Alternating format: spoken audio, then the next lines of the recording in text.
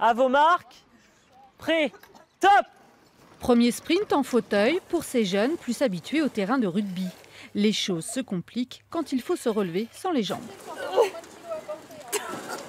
Prochain obstacle, la porte des toilettes. Voilà, tire. Oui, vas-y, tu es presque. Vas-y. La pratique vaut plus que de longs discours pour découvrir la vie quotidienne des sportifs handicapés. C'est hyper dur, il faut être musclé, faut se servir des muscles. Or que d'habitude, on n'a pas l'impression de travailler, alors que là, les épaules, les avant-bras, c'est tout ce muscle. Dans le gymnase, petit match de torbal. Ici, c'est la tête qui travaille. Les élèves ne peuvent compter que sur leurs oreilles pour plaquer le ballon. C'est vrai que c'est un petit peu stressant de ne pas pouvoir voir autour de soi, d'avoir que les bruits. Mais ouais, c'est agréable. Moi, je trouve que c'est bien.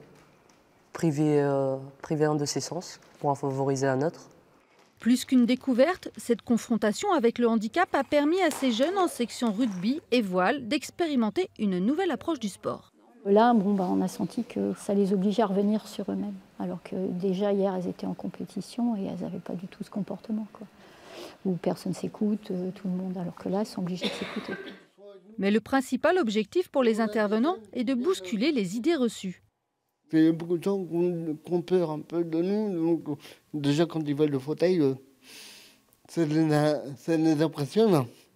Parfois, il faut aussi convaincre les proches de personnes en situation de handicap. Il y a des gens qui sont cloîtrés chez eux. Les familles les protègent, les surprotègent, en leur disant non, tu ne peux pas faire ça, c'est pas possible pour toi. Le sport, c'est une thérapie. Des messages qu'il faut encore répéter. Ces jeunes vont prendre le relais en organisant une nouvelle journée de sensibilisation l'année prochaine.